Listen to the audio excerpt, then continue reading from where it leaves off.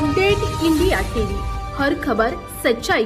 25/6/2025 रोजी आपण राळेगाव तालुक्यातील वडकिया विद्युत कार्यालयासमोर आलो। या ठिकाणी आपल्याला महिला दिसतात त्या आपल्या आता पब्लिक एंट्री दिवशी असून सुद्धा या ठिकाणी महिला कार्यालयासमोर आलेल्या धडकल्या आहेत।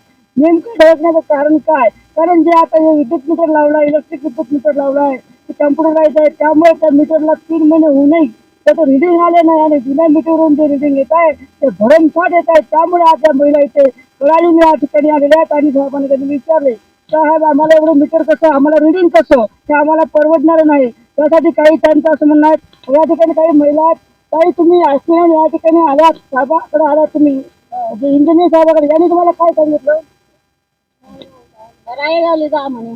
काय तुम्ही काय म्हटलं त्यांना? आम्ही म्हणलं नवीन मित्र लावले, आम्हाला बिल भाई येऊन राहिले म्हणलं, बिल तपासले पुढचे आले येऊन जाईन असं म्हणून म्हणते, नाही तर मग तुम्ही इथं काय म्हणलं तुम्ही राळेगावले जा म्हणे। अर्ध्या गावामध्ये लावले, अर्ध्या गावामध्ये लावले नाही, आता कया पण सुद्धा नेल्या नाही। मीटर बसवून दिले, मीटर बसवणार वाले आलते तर मीटर बसवून चाल तुम्ही नाही बसवले म्हणे, तर 1500 रुपये देऊन गट काढून देईन म्हणे मीटर तुमचे म्हणे। आम्ही न घरी असं करता न सांगता जबरदस्तीने लावले, अर्धा गावला आला, अर्धा गावही नाही झाला, त्याच्यातही लावले नाही। आता तुम्हाला तिने पहिले खर्च येत आहे का काही वाढीव नाही, आम्हाला वाढीव बिल येत आहे। किती पटीने वाढून येत आहे? 3 पटीने वाढून येत आहे बिल। 1000 रुपये तर 3000 आले। मग आणि आमचं म्हणणं आहे की आम्हाला हे मीटर अजिबात पाहिजे नाही। या 15 दिवसात मीटर नाही काढले तर आम्ही आंदोलन करू, क्वेश्चन बोलले बसू वडकी पोलीस स्टेशन। धन्यवाद। या महिलेने सांगितले जे मीटर शासनाकडून लावलेलं आहे ते आम्हाला मान्य नाही आहे। जे या ठिकाणी मीटर लावलेलं आहे ते मीटर आम्हाला नको। आणि सरकारचे मंत्री म्हणतात कुठल्याही विद्युत धारकाला जे मीटर आहे त्यांच्या मर्जीनुसार मीटर लावता येत नाही। त्यांना जर वाटलं तर आपल्याला मीटर लावायचं आहे तरच मीटर लावायची शक्य आहे, नाही तर त्यांच्या विरुद्ध आपल्या ग्राहकाविरुद्ध मीटर लावता येत नाही। हे मंत्र्यांनी सांगितलेलं वाक्य आहे। जर ते वाक्य जर होत नसेल तर शासन करतं का हा मोठा विषय। त्या ठिकाणी परत महिला काही तुम्ही कुठे गेलात?